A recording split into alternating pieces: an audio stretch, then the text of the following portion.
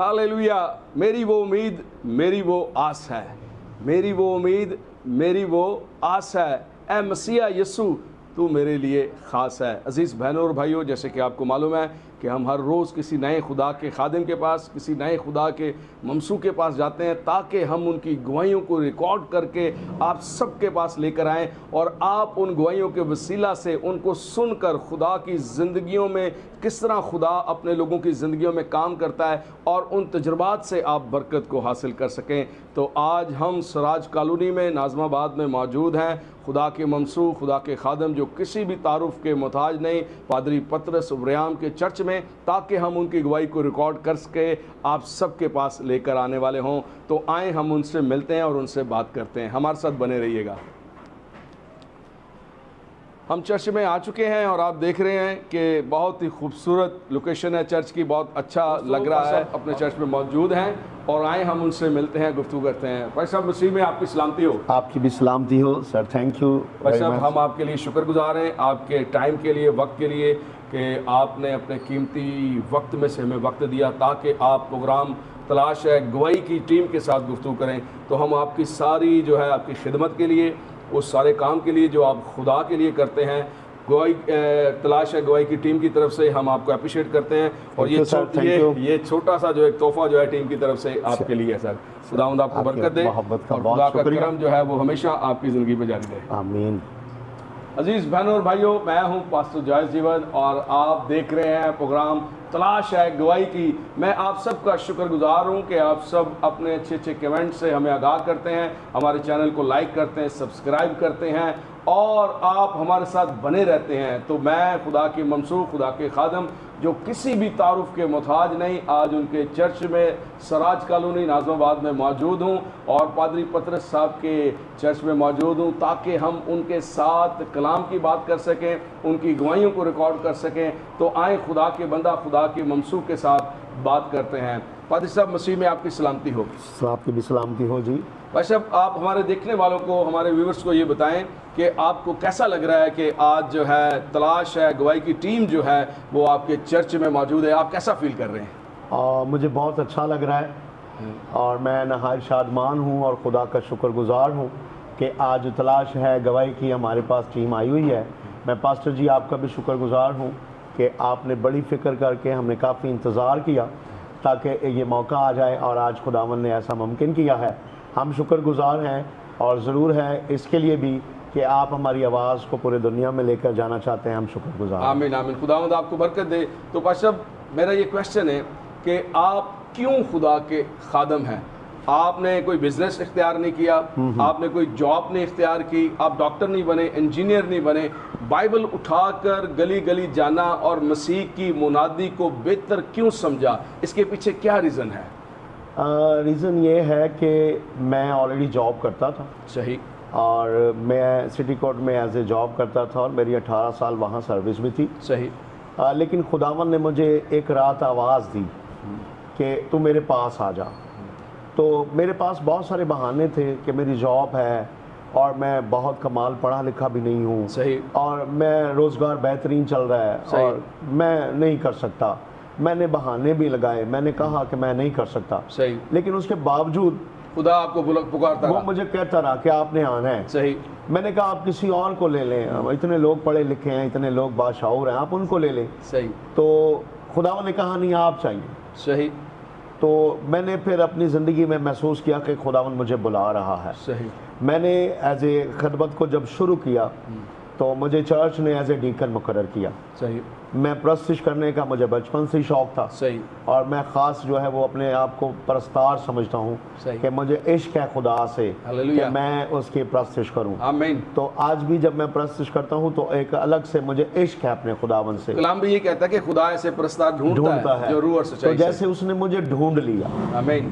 तो जब मुझे लगा कि मुझे खुदावन बुला रहा है और उसने मुझे कहा कि आप चाहिए, तो फिर मैंने महसूस किया कि मुझे खुदा के करीब जाना है ताकि जिस वो मंसूबा में मुझे लेना चाहता है वो मुझे ले सके। आमीन। फिर मैंने अपने आप को पेश किया और खुदावन के हुजूर मैंने बहाना फिर नहीं लगाया, क्योंकि खुदावन ने मुझसे मुलाकात की और मुझसे कहा कि मैं तेरे साथ हूँ। हालेलुया, तुझे हालेलुया। किसी चीज की भी कमी नहीं होगी और तुझे हालेलुया। किसी मैदान में हार नहीं होगी। ओहो। मैं बोलूंगा तेरी जगह, आमीन। मैं वसाइल बख्शूंगा, हालेलुया। मैं तुझे लोग दूंगा हालेलुया। और मैं तेरे साथ साथ रहूंगा।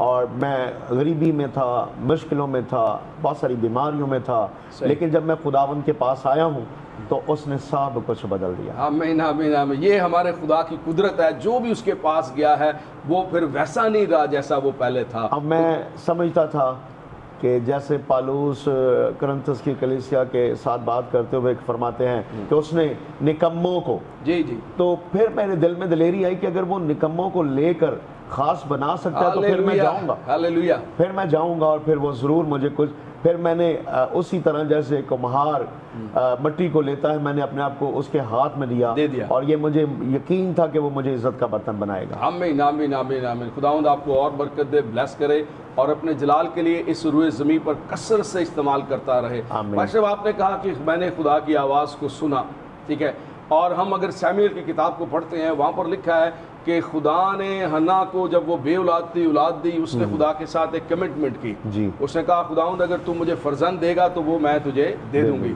और बाइबल ये फरमाती है कि हन्ना अपने बेटे को, जिसका नाम सैमुएल था, वो एली कहन के पास हैकल में छोड़ आई थी। जी। और बाइबल वहाँ पर फरमाती है कि खुदा जब उसे पुकारता है, एली सैमुएल सैमुएल सैमुएल, 3-4 दफ़ा खुदा ने उसे पुकारा, लेकिन वो उठकर जो है गया एली कहन के पास, गो के अभी उसे खुदा की आवाज़ का तजुर्बा नहीं था। तो मैं आपसे ये पूछना चाहता हूँ, हमारे देखने वालों को भी ये बताएं कि किस तरह से, देखें, अगर आज हम किसी की आवाज़ को, मैंने सुना है आज जदीद दौर है, फ़ोन का दौर है, तो हमारे घर से अगर कोई हमें फ़ोन करे तो हम ये नहीं पूछते कि कौन बोल रहा है, हमें उसकी आवाज़ का तजुर्बा है कि ये आवाज़ जो है मेरे बेटे की है, मेरे साथी की है, मेरे बच्चों की है।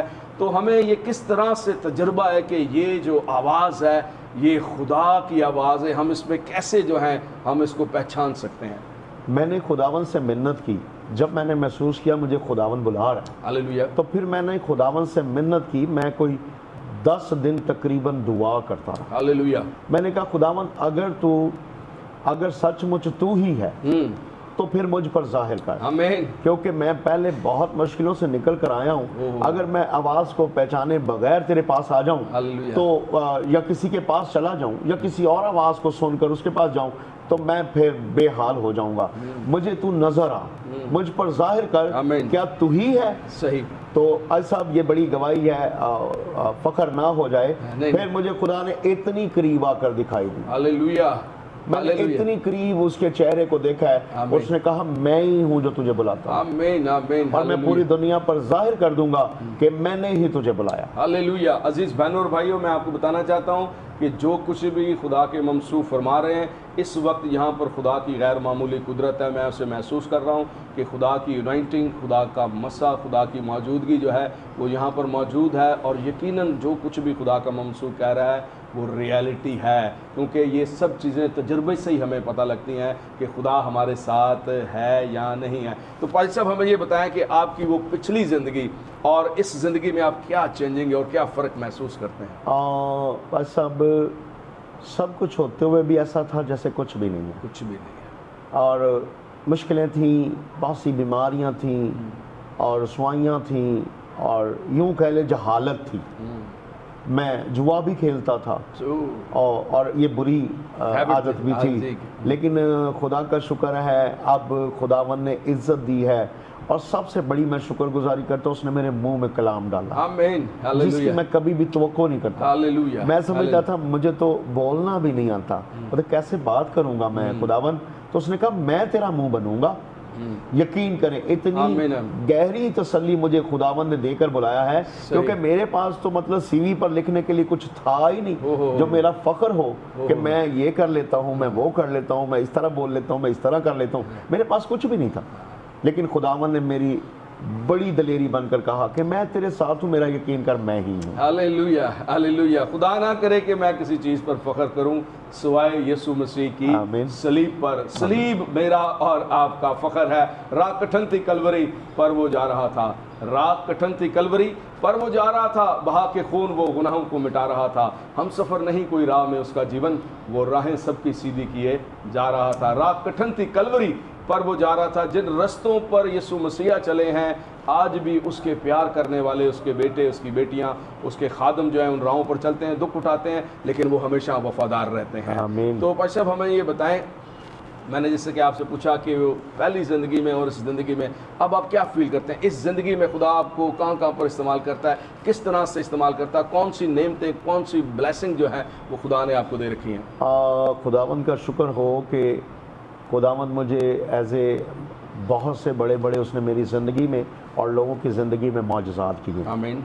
और खुदावंद मुझे एज ए कलाम सुनाने में रूहों को, और मैंने आज तक अपनी खिदमत में 325 लोगों को बैक्तश में दिया। आमीन, हालेलुया। और ये मेरे लिए एक बहुत बड़ी बड़ा एजाज़ है, बड़ा एजाज़ एजाज़ है है कि जी। मैंने 325 रूहें खुदावंद के हुसूल आमीन, और आमीन। उसके खित्ता में जमा की हैं। हालेलुया। तो उसने मुझे एज ए कलाम के लिए, अपने मौजज़ात के लिए, शिफाओं के लिए, और मेरे पास एक खुदा ने बड़ी ख़ास नेमत दी है कि जब मैं किसी बरगश्ता आदमी के पास बैठूं तो उसकी ज़िंदगी में बहुत सारा काम होता है। हालेलुया, और लोग हालेलुया। बहुत सारे मैंने अपनी लाइफ में देखे जो अपनी राह बदल कर आ गए सही, खुदा के सही, पास। सही। और ये खुदा ने बहुत सारी नेमतें भी, बरकतें भी दी हैं, और उसमें कोई कमी नहीं रही। आमीन, आमीन, आमीन। और पूरे पाकिस्तान में खुदावंद मुझे लेकर जा रहा है। सही। अभी मैं पिछले वीक ही लाहौर में था सही। कि वहाँ एक शुक्रगुजारी की इबादत थी, और मैं दीगर घरों में भी गया, वहाँ जाकर भी खुदा के कलाम की करने। आमीन, आमीन। पर शब्द कलाम में लिखा है रोमियो के खत में कि इस जहान के हम शक्ल ना बनो, बल्कि अक्ल नहीं हो जाने के सबब से अपनी सूरत जो है वो बदलते चले जाओ।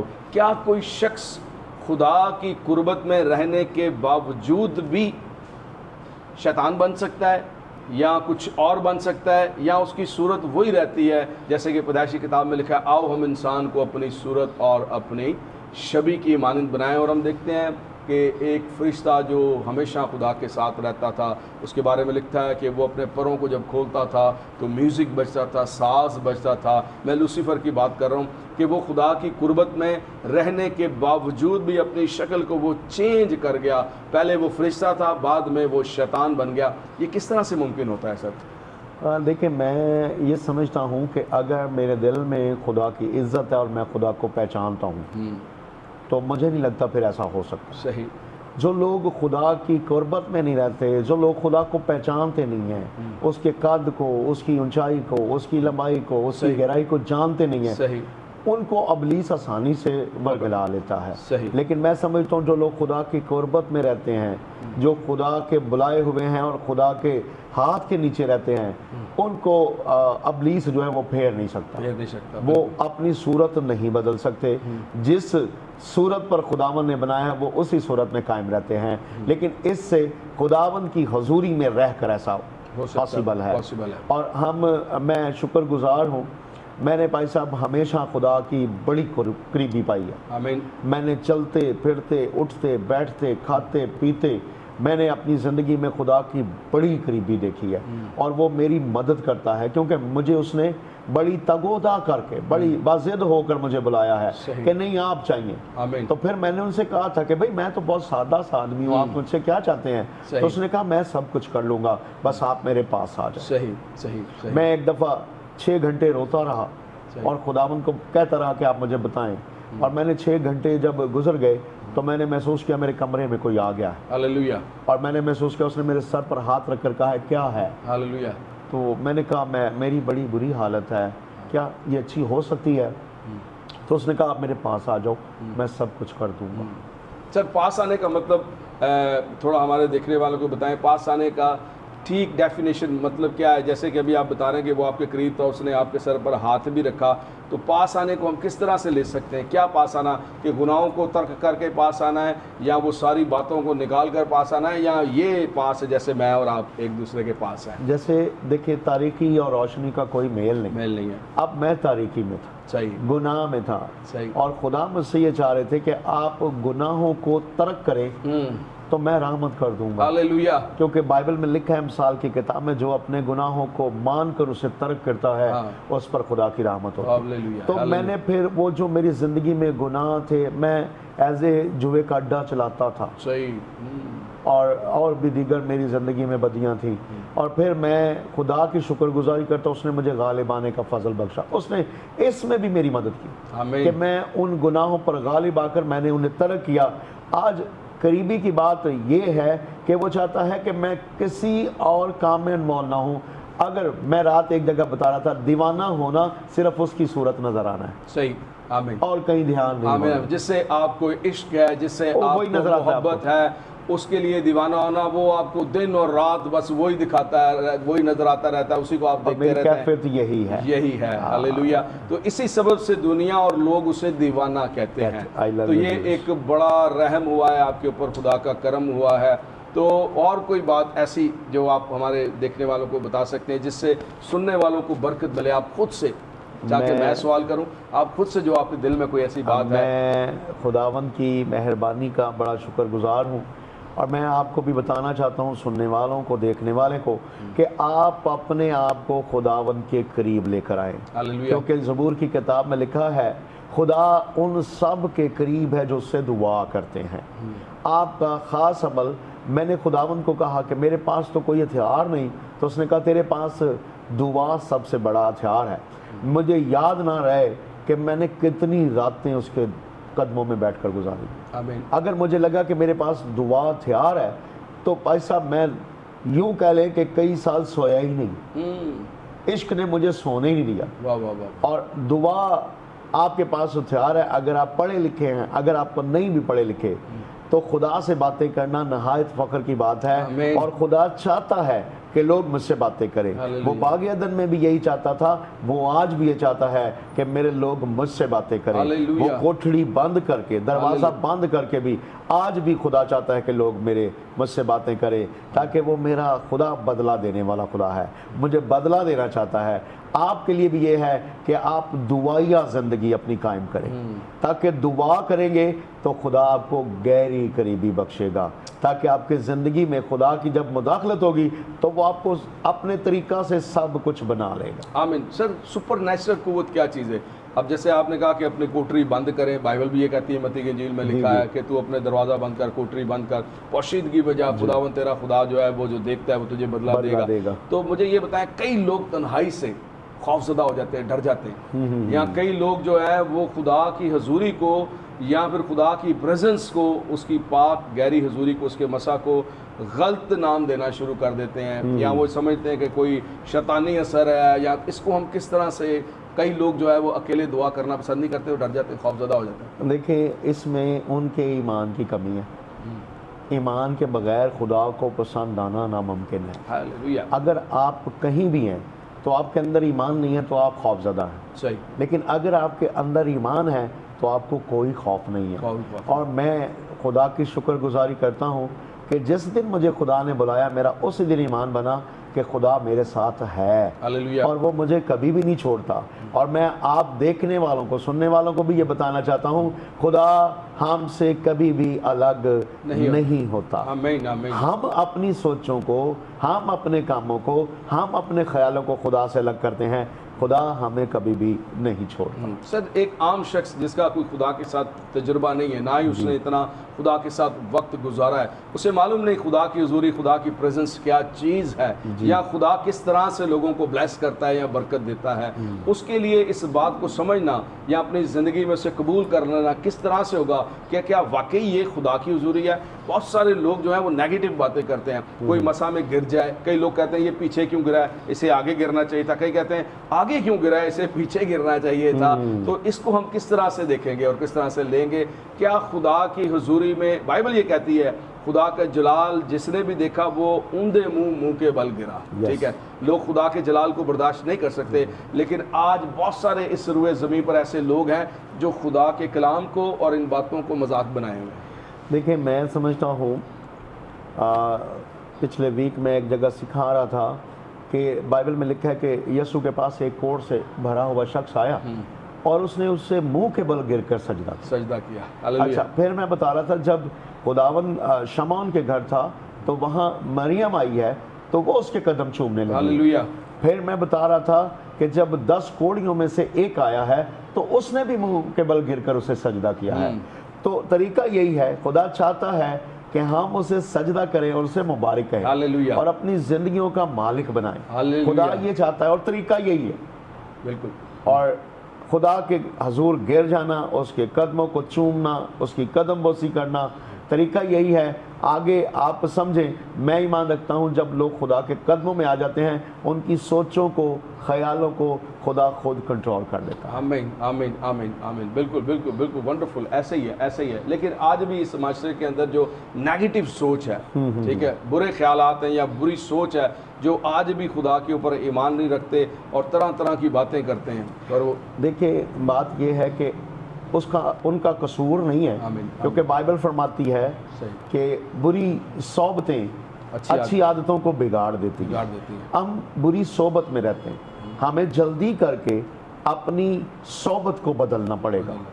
अगर हम कहीं खौफजदा हैं, कहीं हालात ठीक नहीं हैं, कहीं मुझे बीमारी है, मामले हैं, तो आपको अपनी सोबत पर गौर करने की ज़रूरत है। आमीन। फ़ौरन आपको बेहतरीन रफ़ाकत ढूंढनी है हालेलुया, और मुक़द्दस लोगों की महफ़िल तलाश करनी है, क्योंकि मुक़द्दस महफ़िलें हमारी ज़िंदगी को बदल देती हैं। हालेलुया। इसलिए खुदा चाहता है मुक़द्दस महफ़िलें फराहम करो, हालेलुया, उसमें लोगों की ज़िंदगी बदलती है, उसमें हमारा ईमान बनता है। जब लोग गवाहियाँ देते हैं, जैसे मैं आज बता रहा हूँ कि मैं निकम्मा, मैं बेवजूदा, मैं कमज़ोर, मैं लाचार, लेकिन खुदावंद ने कहा तू मेरे पास आ जा, मैं तुझे बदल दूंगा, हालेलुया, मैं तुझे वो नहीं रहने दूंगा जो तू था।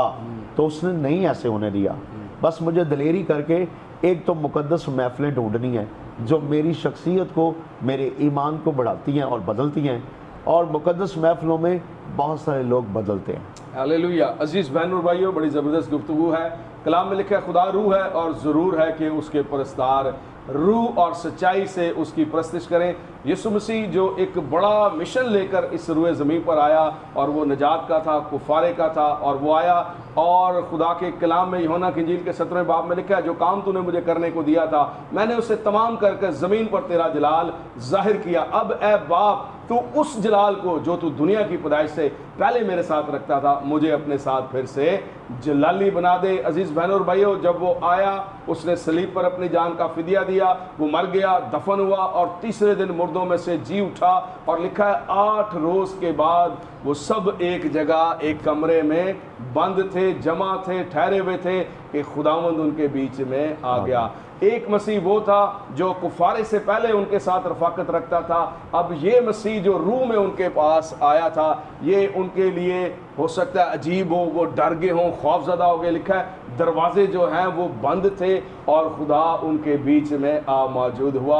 और तुमा, जिसको तुआम भी कहते थे, उसे उसने कहा क्या उंगलियों को डालकर मेरे हाथ में देख ले, इन छेदों को देख ले, मेरी पसली में हाथ डाल के देख ले, मैं वही हूँ। अजीज़ बहनों और भाइयों, ये रूह का दौर है और इस दौर में खुदा का पाक रूह जो है बड़ी ज़ोर तरीके से काम कर रहा है। रूह कुछ के बारे में क्या कहना चाहेंगे? मैं अपनी सारी खदमत और सारी बुलाहट और सारी जो मेरी ज़िंदगी में सारे अमल हैं या सारी बरकतें हैं या सारी नेमतें हैं, मैं सारा क्रेडिट रूहुल कुदस को देता हूँ। हालेलुया। कि ये रूहुल कुदस की बदौलत है। मैं अपने आप को कई बार अपने बच्चों को, अपनी टीम को बताता हूँ कि मुझे रूह बाकायदा बताता है मैंने कहाँ जाना है, क्या करना है, किस तरह बोलना है। मैं बहुत सारी जगहों पर जाता हूँ जहाँ मैं तैयारी करके नहीं गया होता, लेकिन वहाँ मुझे काम करना पड़ता है और मुझे ऐसा लग रहा है जैसे तैयारी से बेहतरीन बातें हो रही हैं। और उसके पीछे बात यह है कि मैं सारा क्रेडिट रूहुल कुदस को देता हूँ। उसी का जोर है, उसी की मैं हिकमत पाकर खुदा की खदमत कर रहा हूँ। आमीन आमीन। खुदा भाई साहब आपको बहुत बरकत दे और अपने जलाल के लिए खर्च और इसी तरह इस्तेमाल करता रहे। आपने कहा कि आप को जुनून है गाने का, वर्शिप करने का, प्रस्तिश करने का, तो मैं चाहूँगा ज़रूर कोई एक अंतरा, एक स्थाई जो है वो गाएं, जो भी आपके दिल में है आप ज़रूर गा सकते हैं। चलिए। मैं नहीं कल्ला, तारीफ हो, मेरे नल आए खुदा, तारीफ हो, जो खरीदे ने बंदगी ओना दी सुने दुआ। Yes Lord. हो मैं नहीं कल्ला, मेरे नल आए खुदा। पालूस ते सिलास नु वेखो विच जेल दे पाया, हथा पैरा विच बेड़िया रब वेख ना पाया। ਉਹਨਾਂ ਦੀ ਬੰਦਗੀ ਨੇ ਦਿੱਤੀ ਏ ਜੇਲ ਹਿਲਾ, ਉਹਨਾਂ ਦੀ ਬੰਦਗੀ ਨੇ ਦਿੱਤੀ ਏ ਜੇਲ ਹਿਲਾ, ਮੈਂ ਨਹੀਂ ਕੱਲਾ मेरे नाल आए खुदा। Hallelujah hallelujah. हम अकेले नहीं है, हमारे साथ खुदा है। ये मेरा फख्र है। आमीन आमीन। और आमीन। ये मेरा फख्र हमेशा रहेगा आमीन। कि उसने मुझे बुलाया है, वो मुझे अकेला रहने नहीं देगा। आमीन आमीन आमीन। इसी तरह अजीज बहनों और भाइयों, मत्ती की इंजील के 28वें बाब की आखिरी आयत में लिखा है, मैं ज़मीन की इंतहा तक हमेशा तुम्हारे साथ हूँ। यही हमारा जोर है, यही हमारी ताकत है, यही हमारी खुशी है कि हम अकेले नहीं हैं, बल्कि वो हमेशा हमारी हिफाजत करता है, रहनुमाई करता है। जैसे कि मैंने आपको बताया था कि मैं नाज़माबाद सराज कॉलोनी में मौजूद हूँ। खुदा के ममसूख, खुदा के खादम जो है पादरी पतरस रोयाम के चर्च में, और मैं इनके लिए भी शुक्रगुजार हूँ, खुदा की शुक्रगुजारी करता हूँ कि इन्होंने आज हमें अपना कीमती वक्त दिया और प्रोग्राम तलाश है गवाही की टीम के साथ बात की। तो भाई साहब, हम आपके शुक्रगुजार हैं इस सारे वक्त के लिए और आपकी अच्छी गवाही के लिए, जिसको मैंने भी सुनकर बड़ी बरकत पाई है। और यकीनन हमारे सुनने वाले, देखने वाले, हमारे व्यूअर्स, हमसे प्यार करने वाले, हमारे चैनल को लाइक और सब्सक्राइब करने वाले तमाम बहन भाई जो हैं, वो भी इस गवाही को सुनकर यकीनन बरकत पाएंगे। तो हम आप सबके मशकूर हैं, दिल से मशकूर हैं। खुदावंद आप सबको बरकत दे और अपने जलाल के लिए भाई साहब आपको इस्तेमाल करता रहे। और हम आप सब के लिए भी शुक्रगुजार हैं। ज़रूर आप इस गवाही को सुनकर, मेरा ये ईमान है, बरकत पाएंगे। तो मैं आप सबके लिए भी दुआ गो हूँ कि खुदावंद आप सबको बरकत दे। खुदा का करम, खुदा का रहम जो है वो हमेशा आपकी ज़िंदगियों पर जारी रहे और आप उसकी मोहब्बत में, उसके प्यार में बढ़ते चले जाएं और देखते रहें प्रोग्राम तलाश है गवाही की।